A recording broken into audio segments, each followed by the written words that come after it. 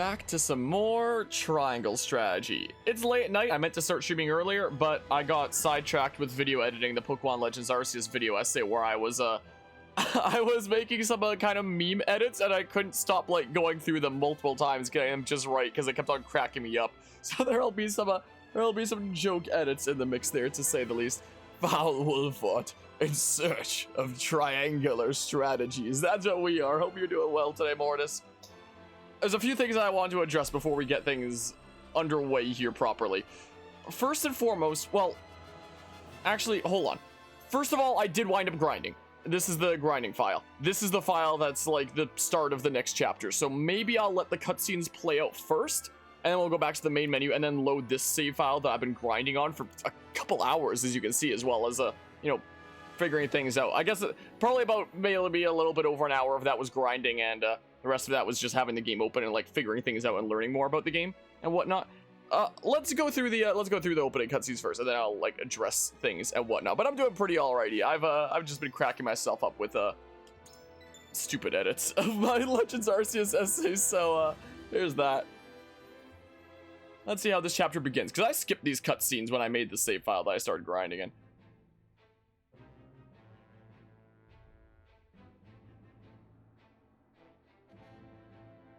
And so it was that the once proud kingdom of Glenbrook did fall. Aesfrost seized control of the Crown City, threatening to bring the surrounding domains under its iron yoke. It's iron yoke, huh? I've heard iron grip before, and I've heard yoke before, but never iron yoke. Prince Roland is being sheltered by his loyal friends and allies. Chapter 7, I believe that is part 1. Sometimes I forget my Roman numerals. A soul upon the scales. So, I guess that's all the opening cutscene there was. So, a few things I'd like to address. First and foremost, now that I've learned that this game is basically just, a super long visual novel where, the bits of gameplay are really long when you get into a battle, especially if it takes multiple attempts. But the cutscenes otherwise just really, really go on and on and on, and, I just sit and watch for quite a while. So, brought myself a bowl of chips. I'm gonna be munching these during cutscenes. Second of all, I found out something very interesting about this game. When I was looking into it, hold on, let's, how do I go load my other file now? So I should just be able to load from here. Yeah, let's load the, save file that has a couple hours of progress from there that I've been grinding in. So, it does seem like your experience does majorly slow in the grinding maps once you're around the recommended level that you should be at there. So, I've done all of these at this point. So now I have like the crown each of them. I have the crown because I'm the king of 5-net. Okay, hold on. Let's see here. So my roster, everyone's at level 11 now, except for Gila over here who's level 12. So, I can switch around my party members and who I'm using a bit more freely now. I did find out what the decoy here exactly means. And it basically just spawns like another instance of Piccoletta here. That basically acts like a green unit would in Fire Emblem, where it's like you don't control it. It just moves on its own and does its own thing. It doesn't have any experience, so it's not like the replicate thingamabob from Fire Emblem Fates, which is a little bit unfortunito. But, I mean, with the downside of replicate from Fire Emblem Fates is that your replica would be the exact same as you, in the sense that if you take damage, the replica takes damage. If the replica takes damage, you take damage, so on and so forth. Like, they're the same instance, essentially. This one is just summoning, like, a free spare unit that fights on your side, which can actually be really, really big for that to, like, take aggro and, tank some hits and whatnot that your other important units wouldn't have to otherwise. So, that might be pretty big there. While I was looking into things like the weapon upgrades thingamabob, I haven't upgraded any weapons. That's the kind of thing I really wanted to do, like, while streaming. I wound up Googling, like, okay, how exactly does this work? How do I get to the actual next weapon rank? But then I found out that apparently you just need to, like, do this node itself. I thought this was just, like, decorative on the side. That maybe once you got, like, enough nodes here, you would get to the next weapon rank here. But apparently I just need, like, a silver and stuff, and then an azure crystal and stuff like that. But while I was looking into it, I saw some guides that were talking about, like, oh yeah, there'll be different materials for different units and yada yada, and the units that you get are dependent on your route, and there's, like, even one unit that you only get on the golden route, and I was like, what the hell is the golden route? So I looked into it, And it seems like this game, just like Fire Emblem Three Houses, technically has 4 routes to it. It has 3 main routes, which are like the 3 different convictions that it's meant to be. Like whenever you have the option where it comes up and, you know, you've got the top option, the middle option, and the bottom option. Those are the different convictions, and whichever one of those you did like the most of is the ending that you're gonna get or something like that. But unlike Fire Emblem Three Houses, apparently this game does have a true ending to it. And the requirements to get the true ending are apparently really complicated and weird, and you have to be doing very specific stuff throughout the whole playthrough. And apparently the true ending, the golden route, is like a couple chapters longer. Like you unlock a couple extra chapters on where the other routes would normally end. And apparently there's like a unit that's exclusive to the golden route and stuff. So I looked it up and I was like, okay, what do I do to get the golden route? I just wanted to make sure that I didn't screw myself out of it yet.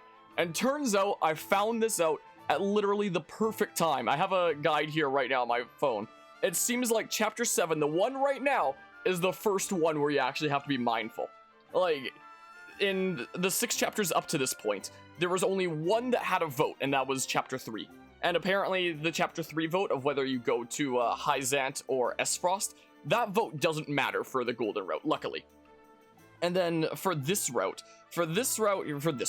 chapter here, apparently the vote in this one doesn't matter either, but if you're staying in Glenbrook, you can't use any of the fire traps in the Wolfort battle, which are the things that we tried out in the demo a year ago, where you like set the buildings on fire and whatnot. So I guess that's the chapter that we're gonna have this time, if we choose to stay in Glenbrook. If we choose to stay in Glenbrook, I'm gonna have to not set any of the buildings on fire, because apparently if I do, I got locked out of the true ending of this game until the end of time, on this save file at least, unless I did like New Game Plus. Unlike Fire Emblem Three Houses, I don't think I'm gonna do multiple playthroughs. I'd rather just do like one playthrough and get it done with. So what I think I'm going to do is I'm gonna follow all the requirements to have the golden route unlocked, and then like right where it's getting ready to split, I'll do like it normally first. Like I'll save in a new slot and I'll do it normally to get whatever ending the game gives me from whatever my convictions are, out of curiosity. And then after we've like beaten the game, I'll go load that save file right before it splits into the golden route, and then I'll choose the option that splits into the golden route, and then we'll do like a couple exclusive chapters of the golden route and then do that. So that's my plan. It's just one playthrough, but we'll do 2 of the 4 endings technically that way. So that's my plan. One, my standard playthrough, and then the true ending kind of playthrough there. I appreciate the follow there, Azzy. Welcome to the shenanigans. So that's my plan. That's the new plan that I'm doing here. So I've looked through these guides for just like the things that you have to do to do the golden route, and in some of the chapters it's like very specific things. Like I don't know how anybody would be doing this normally. Like I don't understand. Like apparently it's chapter 17 that it splits into like the golden route and whatnot. Apparently there's like, if you've done all the conditions up to this point, you have to do like a very specific dialogue choices, where it's like, in the final decision, choose the option, there must be another way. And then you have to choose this option, greet them with the Wolfort Domains wildfire. Number 2, might yada yada. Number 3, we can expose the truth through whoa. And number 4, they're of the consortium, whatever that is. No idea, because, you know, I'm not super far into the game yet. So, it does seem very niche and specific what you have to do for this so-called golden route. But we're gonna be trying to get it, essentially, after we do it normally and whatnot. I did look into a little bit of what New Game Plus in this game entails, and it's actually pretty interesting.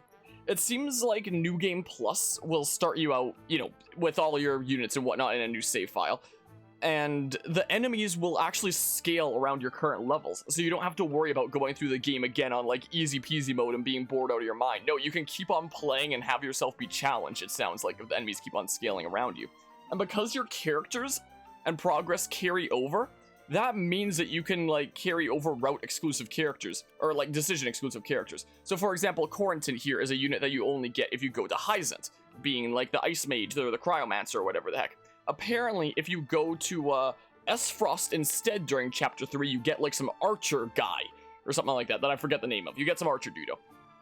So you can do like one route through one way and then do New Game Plus and then go do the other route, and then you have both of the exclusive characters. It's not like Fire Emblem Three Houses that's just like, oh yeah, you're only going to be able to have certain characters on certain routes, and there goes like a lot of your a lot of your progress there. And this, it is actually possible to have a perfected save file with all the characters unlocked, it seems like.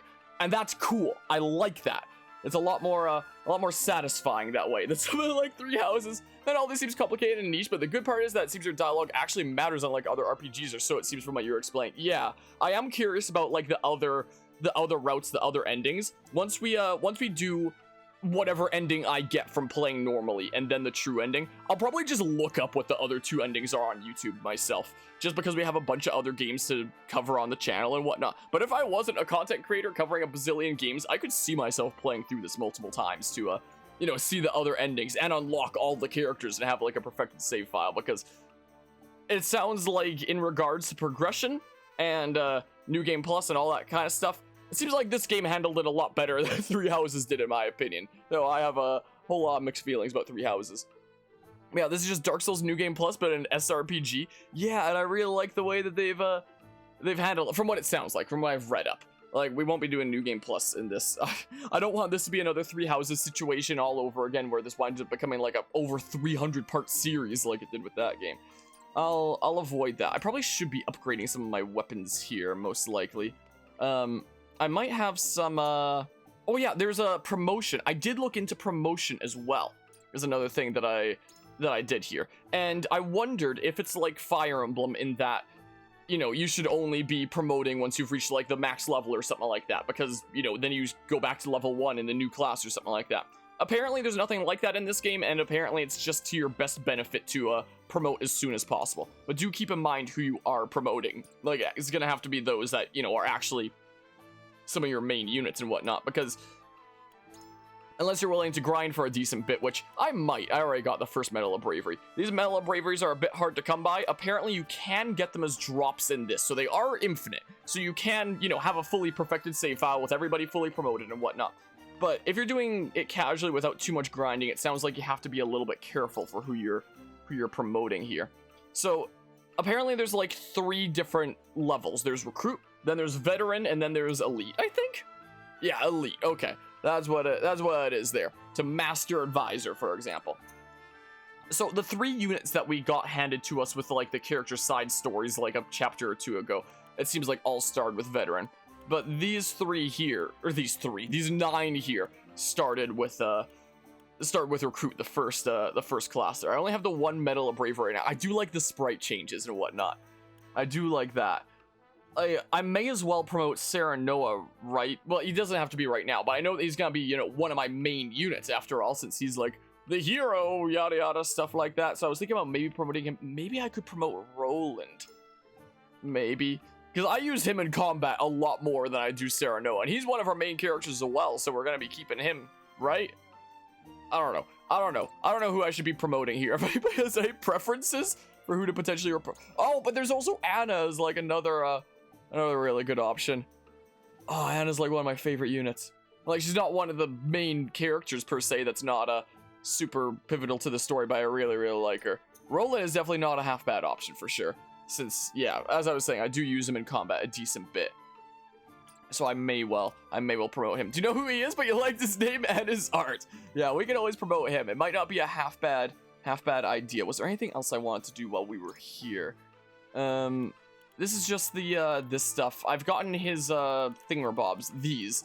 I've gotten those already. Is there anything I wanted to buy with the I don't remember what it's called, but I'm just gonna call it Renown because I'm used to Three Houses terms. So we can get, yeah, let's get another Quietus point is what we'll do. Wait, you have another one in stock there? Oh, so now I have 4 Quietus points. So are there any other thingamabobs here I want to get? Stop a single enemy for 1 turn, preventing them from taking any action. That takes 2 Quietus points. Sounds pretty spicy though. Move an ally to any location within 8 squares. Huh. 3 TP to an ally. I'm gonna get Missed Opportunity. Kudos is what it's called in this game. Okay. How about we go ahead and promote Roland? How about we do that? He's gonna go from a spear knight to a cavalryman. Let's see here. Sure. Is there gonna be like an animation with it? Oh, look at this. It's like evolved like a Pokemon. Look at that. Oh, he's all cooler looking now. Now he's got like the more like regal cape and stuff. He's all princely and whatnot since he is a prince. Now it's gonna take a Medal of Valor to promote him to a Master Cavalryman, and then gets a little bit of like blackness purplish to the design. That's kind of cool. Of course, you should put her do the Pokemon evolution song. That's what I should do right there. I could potentially set things up on like a semi-soundboard with my stream deck that I haven't used like that in forever. But maybe it's about time to be doing that one of these days. It'd be rather fitting there. So I should probably upgrade some weapons. I got some decent materials from grinding there and also buying stuff from Mr. Dudo there. So yeah, this does take more materials now. Increases max HP by 10, increases physical defense by 1, magic defense by 1, increases luck by 1. Apparently, luck is the stat that determines how likely you are to get critical hits when not attacking the back, is what I found out when looking into things. Whoops, dang it, I swear, switching back and forth between non-Nintendo controllers and Nintendo controllers is just so confusing. Sure, let's do that. And now it takes 10 there, huh? Let's give some things to other dude. Hold on. Who doesn't have a first thing yet? Who I actually use a decent bit. Okay, I don't use Aerodor too much, but maybe I'll use it because we can switch out our party with whatever the heck. Weapon potency to deal greater damage. Why wouldn't I do that, right? Why ever not? And then, let's see here. Yeah, greater damage, sure. And then you have a thingamabob. Yeah, greater damage. I'll prioritize those kinds of thingamabobs. Now, let's start worrying about the second ones. Increase max HP, physical defense, magic defense. Increases your luck at max HP.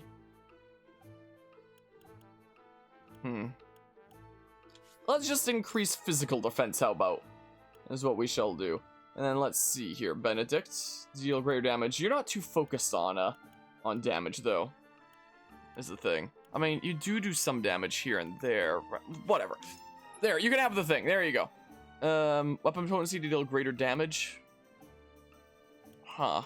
Yeah, that's why I was about to say, like, why didn't I just do that as my first one? Because that one is actually pretty spicy there. Why am I stumbling on my words today? Holy crap. Yeah, so now I don't have the materials for stuff here, but Hue Wet. Yeah, let's go ahead and do that. How about? Okay, so we've gotten our weapon upgrades and such. I no longer have as many funds as I did before, but hey. I feel like we're in a much better position here now. So let's go ahead and save. That's what we shall do. Like that. And then see what we have next for this story here. Let us see here. I guess it'll be the whole situation with the second level of the demo. As Frosty Archduke enters Whitehome Castle, the seat of power in Glenbrook, and lays claim to the throne. Oh no! Wait, did I have the chat off there briefly? Or is it just bugging out? Your most honorable siblings, Lord Thalas and Lady Erica, have arrived, my lord.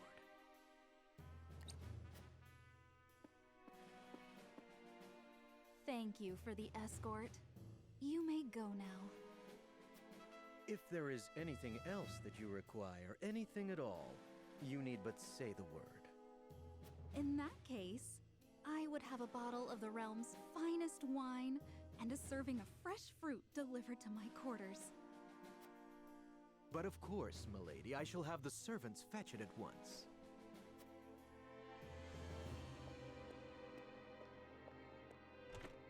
Ever eager to please, isn't he? I believe the word you're looking for is sycophant. Congratulations on bringing Glenbrook to its knees, brother. It's a thing of beauty, what you've accomplished. I trust you're already seeing to that fuss outside the castle walls? Of course. The other domains are putting up little in the way of resistance.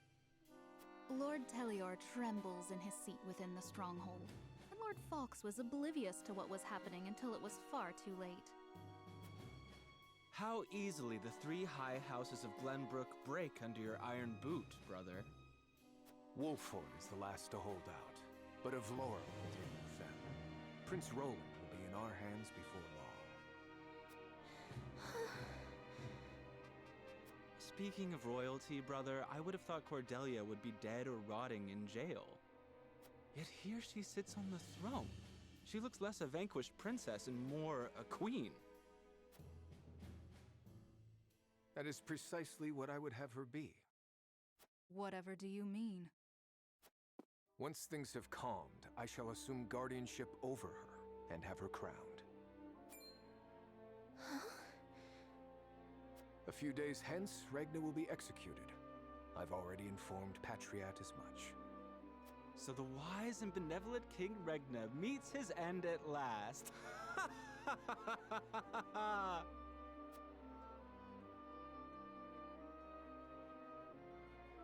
Father!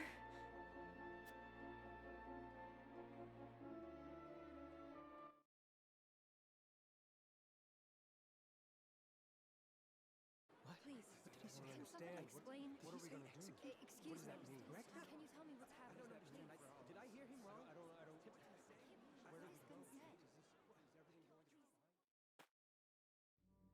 Subjects of Glenbrook, I am Gustadolph, Archduke and High Commander of the Grand Duchy of Esfrost.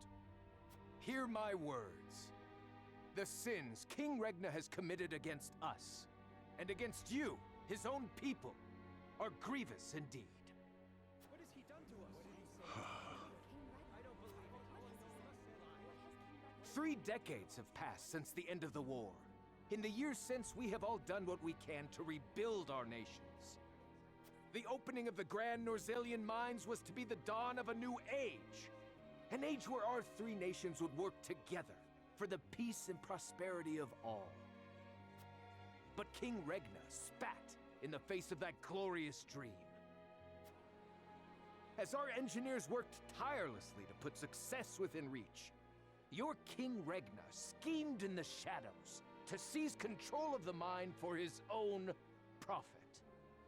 And when Dragan Esfrost, my dear cousin, and the man tasked with overseeing the mine's operations, became aware of this plot, King Regna had him assassinated in cold blood.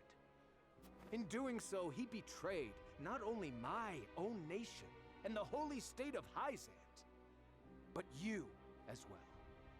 The very people who were to share in the wealth the mine would bring.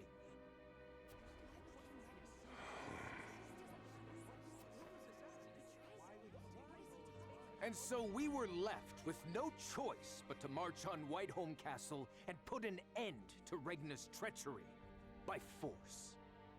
Our actions were born of a righteous duty to avenge Dragan's murder and this odious betrayal of this historic accord between our nations.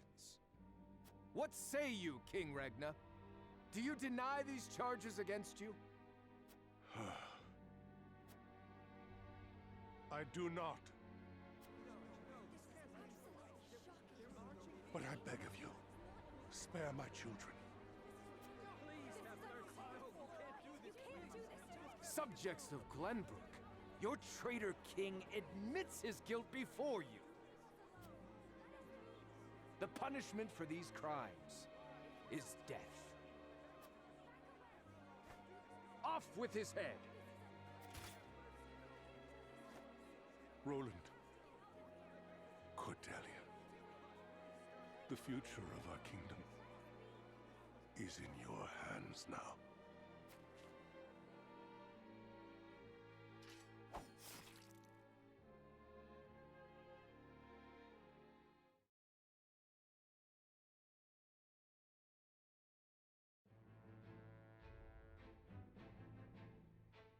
Just days after the fall of the Crown City, King Regna of Glenbrook is beheaded before his subjects. The death of this kind and benevolent monarch plunges the realm into confusion and chaos. With the king perishes an all too short-lived era of peace, and in its place, one of bloodshed and turmoil. Well, that went from 0 to 100 real fast, didn't it? My oh my. So it seems like there's a lot of different scenes going on of, I guess, the ways that different places are reacting to this news, maybe? Mr. Patriot, advisor to the king, conducts a covert investigation of the Crown City under pretenses of a routine inspection. But to what end? Let's find out. Yeah, that's an interesting way to write jail, for sure.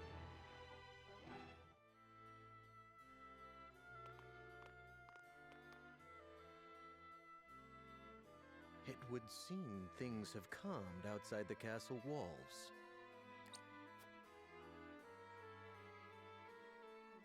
What is to become of us now? Word has it the King's Guard's been slaughtered to the last man. We must flee while we have our lives. If they meant to kill ordinary folk like us, wouldn't they have done so already? Even as frosty dogs have some honor then. Who'd have thought? Anyway, there's no point fighting. What'll be, will be. Our people seem less resentful of Esfrost than I would have expected. No doubt due to the Archduke's decision to focus their attack on the castle and leave the town itself unscathed. So, the common folk won't be a problem. That just leaves the matter of the royal family. His Grace and the Crown Prince have been dealt with, and Princess Cordelia has been brought to heel. Prince Roland is the only one unaccounted for, but the men I arranged for hunt him down as we speak.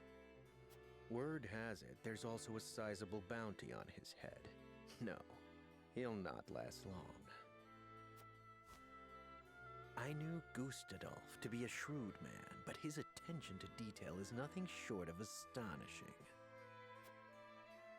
I have seen all I would. Let us return.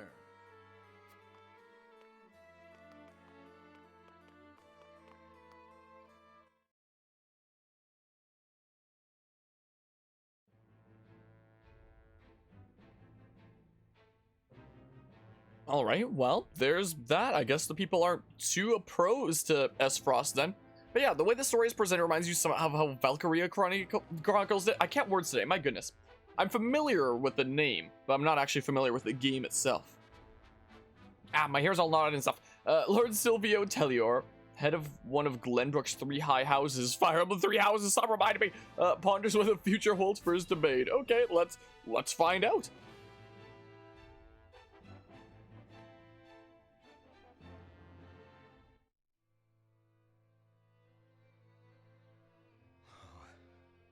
Whatever is House Tellior to do? With King Regna gone, we must find a way to preserve ourselves.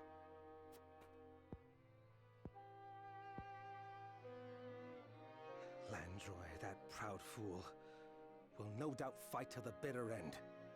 But House Fawkes alone is no match for the Grand Duchy. Yet if House Wolford were to fight at their side, they say Prince Roland is in Wolford's charge. If this is true, there's a good chance they will join the fray. Or will they? The Wolfords may choose to ransom the prince to Esfrost, in return for amnesty for their own domain. If it comes to that, Esfrost will either kill the prince and princess, or use them as their pawns, and Glenbrook will fall. Bending the knee to Esfrost may be our only hope if we are to live to see tomorrow.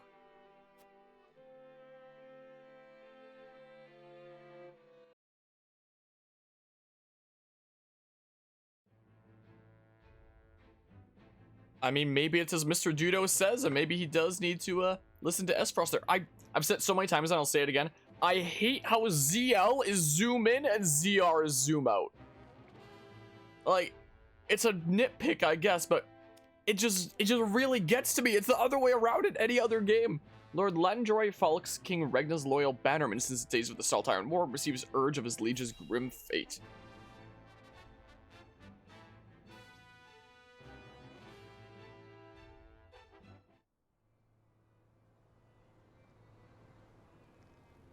Your Majesty, House Fawkes has failed you.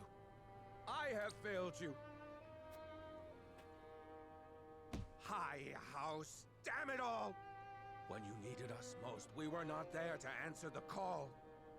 How did we not see what they were plotting? How did we not know to go to your aid?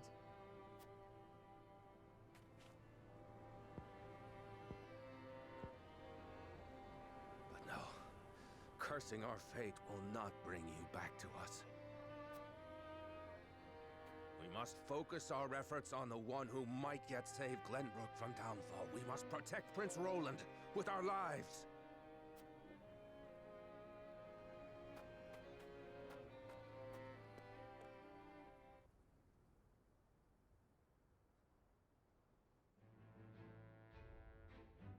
Yeah, protect Mr.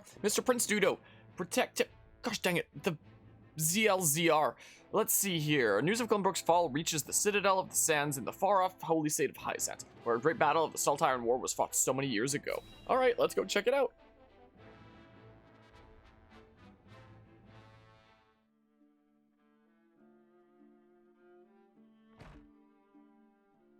Minister Sorsley. What is it this time, Booker? We've just received word that S. Frost has launched a surprise invasion of Glenbrook. Whiteholm burns as we speak. What's this? The Crown City has fallen. King Regna was beheaded, and it is said Crown Prince Franny also perished in the fray. Prince Roland has fled to the domain of House Wolfort, with the Grand Duchy's army in close pursuit. Goddess forbid. What could the Archduke be plotting? And what did the others think of the matter? At any rate, I must speak with the Hierophant at once. Minister, if I may assuage you, I propose that perhaps this situation may yet play to House N's benefit. Our benefit, you say?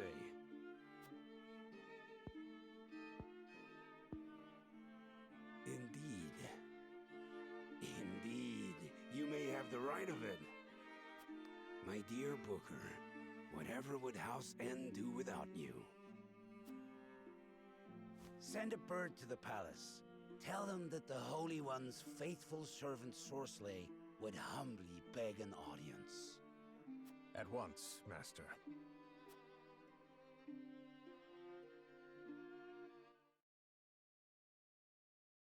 What are those dudos planning on doing? Spreading their religion? Or something else? That's all the other thingamabobs, right? Yeah, that's all the other thingamabobs then. So let's see here. Having made their escape by boat, Serenoa and his retinue finally make their way back to the Wolford domain. But what awaits them there? I don't know, a surprise birthday party?